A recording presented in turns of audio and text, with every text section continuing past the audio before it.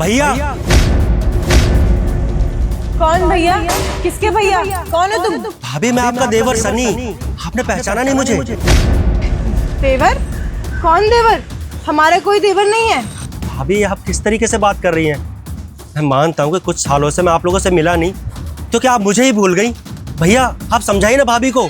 साहब जी, हम आपको नहीं जानते और ना ही हमारी पत्नी आपको जानती है। हाथ जोड़े आपके सामने, आप यहाँ से चले जाइए।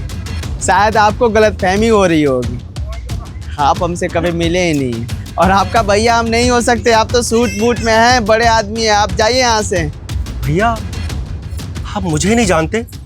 मैं आपका छोटा भाई सन्नी, जिसने लाड़ प्यार से आपने मुझे पाल पोस के बड़ा किया था, पढ़ाया लिखाया, और आज आप मुझे पहचानने से इनकार कर रहे हैं।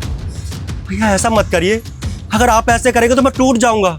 वही तो, मैंने तुझे पढ़ाया लिखाया, इस लायक बनाया कि शहर में जाके कमा रहा था अच्छा पैसा, और हमें ही भूल गया। हमारी परिस्थिति देख रहे हैं, दर दर की ठोकरें खा रहे हैं। तुझे फर्क नहीं पड़ता ना, तो जा यहाँ से। हम जिए या मरे तुझे मतलब नहीं होना चाहिए। हाथ जोड़वा ले, पैर पकड़वा ले, निकल यहाँ से, जा। अरे तो और क्या करता मैं? आप तो पता नहीं कैसे इस गरीबी में जी लेते हैं, लेकिन मेरा इस गरीबी में दम घुटता था।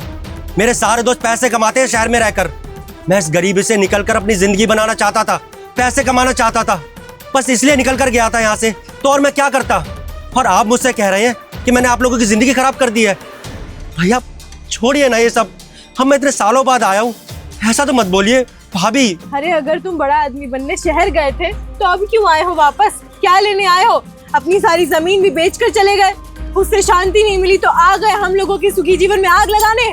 भाभी शहर जाकर मैं पैसे कमाने गया था, पैसे तो मैंने बहुत कमा लिए, फिर बाद में मुझे एहसास हुआ कि पैसों से सब चीज़ नहीं खरीदी जा सकती। मुझे बाद में एहसास हुआ कि मुझे मेरे भैया और भाभी चाहिए, इसीलिए तो आप लोगों से मिलने आया हूँ। और आप लोग मुझसे क्या कह रहे हैं कि मैं यहाँ से वापस लौट जाऊँ? देखिए भैया मैं यहाँ से कहीं जाने वाला नहीं हूँ, ये घर मेरा भी है, इस घर पे मेरा भी हक है। क्या चाहते हो? और हमारी जिंदगी बर्बाद करोगे? ये तुम्हारे नाम कर दे? बेचकर पैसा लेना चाहते हो? ले लो, भरोसा तोड़ दिया तूने। सच बता रहा हूं, बहुत प्यार करता था, पर मेरे मन में नफरत हो गई है तेरे खिलाफ। तेरे लिए क्या कुछ नहीं किया, खुद को मार दिया, खुद के सपने को मार दिया। दर दर की ठोकरें खा रहे हैं, सारा जमीन जायदाद बेच कर चला गया। एक बार भी नहीं सोचा कि हमारा क्या होगा। शहर में पढ़ा रहा था, उस चीज का लिहाज नहीं रखा। बाप की तरह पाला तुझे, पर तुझे तो फर्क ही नहीं पड़ता। अपनी जिंदगी जीनी है तुझे, पर यहाँ पर हम कैसे जी रहे हैं पता है? कर्जदार आकर हमें मार के जाते हैं। तेरी वजह से आज हमारी ये हालत है। जो भी आता है ना बोलता है पैसे दे दो, हम बोलते हैं कि पैसे नहीं है, थप्पड़ मार देता है। पर क्या ही फर्क पड़ेगा हैं? किसी को माफ नहीं करूंगा। और रही बात कर्जे की ना भैया, तो मैं पैसे लेकर आया हूँ। मैंने इतने पैसे कमा लिए हैं भाभी कि मैं आप सबके कर्जे उतार दूंगा, और अब आप लोगों को ये गरीबी की जिंदगी जीने की जरूरत नहीं है। भाभी मैं तो आपको कहता हूँ कि आप ये सब छोड़िए और मेरे साथ शहर चलिए। हम लोग शहर में जाकर अपनी एक नई जिंदगी बसाएंगे। आप हमारे सपने पूरे करेंगे? भूल गए क्या? आप ही वो इंसान थे जो हमारे सपने तोड़ कर गए थे। क्या करेंगे आप वापस? हमने गांव में जो बेइज्जती झेली है, आप वो वापस कर लाएंगे क्या? भाभी मैं मानता हूँ कि मैंने आप लोगों को बहुत तकलीफ दी है, बहुत दुख पहुँचाया है, और मैं आप लोगों को तकलीफ देना नहीं चाहता था।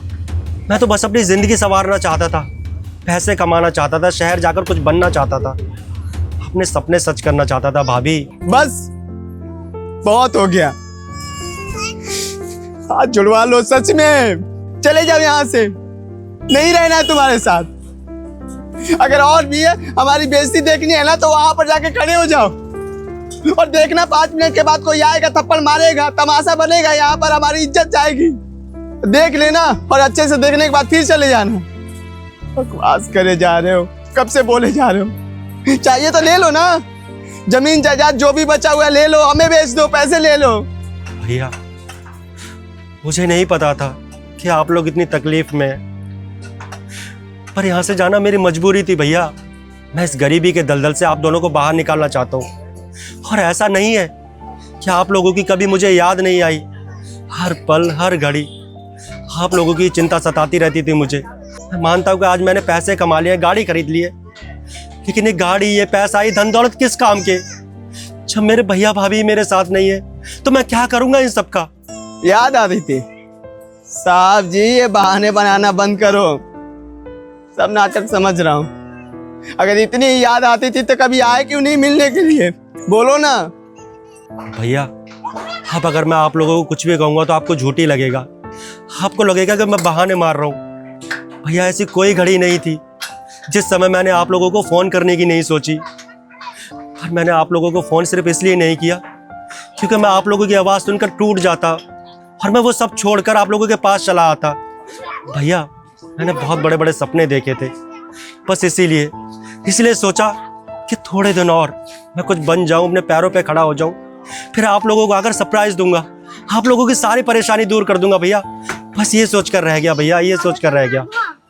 और भाभी अगर आप लोगों ने मुझे पराया कर ही दिया है तो मैं यहाँ पर रहकर क्या करूँगा? और जब मेरा इस दुनिया में है ही नहीं तो मैं जीकर ही क्या करूँगा?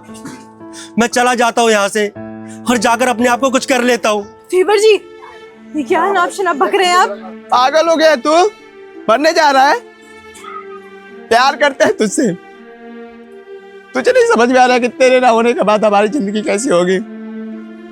हाँ बस गलती किया था तो गुस्सा थे, बस नाराज थे, बाकी कोई बात नहीं है। पागल कहीं का। इसका मतलब भैया आप लोगों ने मुझे माफ कर दिया? बोलने वाले को बुलाकर सामने बोलो माफ कर दिया, चल ठीक है। अच्छा भाभी, भैया 1 मिनट रुकिए।